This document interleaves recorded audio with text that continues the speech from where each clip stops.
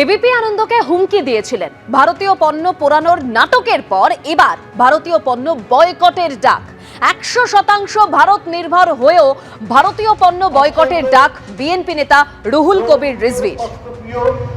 তারা তাদের প্রয়োজনীয় পেঁয়াজ, রসুন, আদা যেগুলো আমরা আমদানি করি সেগুলো তারা উৎপাদন করতে এবং অতিমাত্রায় উৎপাদন করতে নিষ্পাত।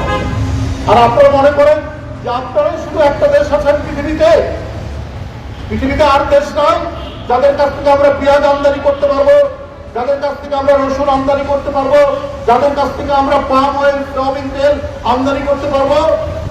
এদেশের মানুষ অত্যন্ত শ্রমপ্রিয়, কষ্টপ্রিয়। তারা তাদের প্রয়োজনীয় পেঁয়াজ, রসুন, আদা যেগুলো আমরা আমদানি করি সেগুলো তারা উৎপাদন করতে এবং অতিমাত্রায় উৎপাদন করতে নিষ্পাত। আর আপনারা মনে করেন আমরা বাংলাদেশি পণ্য আমরা কিনে হতধন্য, এই স্লোগান লাগাতার হিন্দু নিপীড়নের খবর করায় এর আগে এবিপি আনন্দর এডিটরের নাম করে হুঁশিয়ারি দিয়েছিলেন, আর এবার ভারতীয় পণ্য বয়কটের ডাক দিয়ে এদেশের শাড়ি পোড়ালেন বিএনপি নেতা রুহুল কবির রিজভী। সেখানেও দেখা গেল এক প্রস্থ নাটক।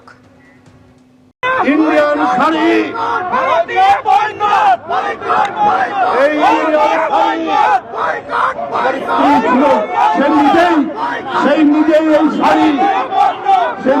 এই শাড়ি দিয়েছে, এইটা আজকে আপনাদের সামনে ছুঁড়ে ফেললাম। বাংলাদেশে ভারত বিদ্বেষ এখন চরমে। ভারতীয় সংবাদ মাধ্যমকে আক্রমণ করতে গিয়ে সরাসরি এবিপি আনন্দকে নিশানা করেছিলেন, আর এবার ভারতীয় পণ্য বর্জনে ডাক দিলেন খালেদা জিয়ার দল বিএনপির যুগ্ম মহাসচিব রুহুল কবির রিজভী। তার সামনে জ্বালানো হলো ভারতীয় শাড়ি।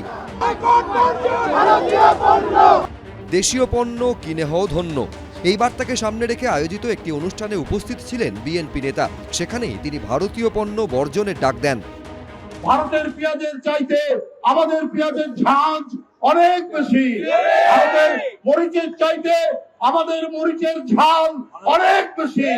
আমরা যদি আমাদের জায়গা না থাকে আমরা ছাদের উপর মরিচ লাগাবো, আমরা বাড়ির উঠোনের মধ্যে আমরা পেঁপে গাছ লাগাবো, আমরা পেঁয়াজ লাগাবো, তাও আমরা ওদের মুখাপেক্ষী হব না। আমরা ভারতীয় পণ্য বর্জন করবো বন্ধু আমার। আমরা একবেলা খেয়ে থাকবো, তারপরেও আমরা মাথা নত করবো না। এগুলো পলিটিক্যাল স্টান্ট, এগুলোর সমস্ত কিছুর পেছনেই রাজনৈতিক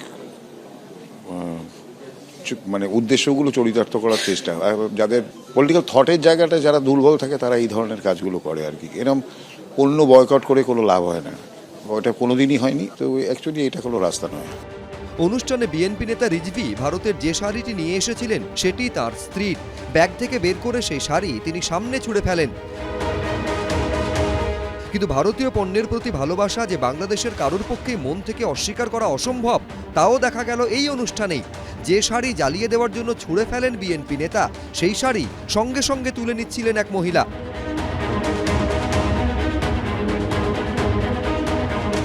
কিন্তু শেষ অবধি নেতারা বারণ করায় তা আর করতে পারেননি তিনি।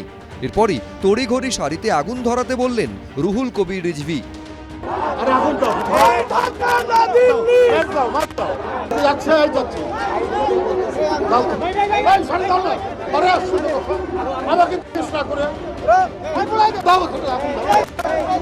শ্রী শাড়িটা পেলেন কি করে? উনি নিশ্চয়ই ভারতে এসেছিলেন, ভারত থেকে কিনেছিলেন, এবং তখন সেই শাড়িটাকে এরকম পরানোর যোগ্য মনে হয়নি, দাহ্য পদার্থ মনে হয়নি। সেটা পরে নিশ্চয়ই তিনি খুব খুশি ছিলেন দেখিয়ে।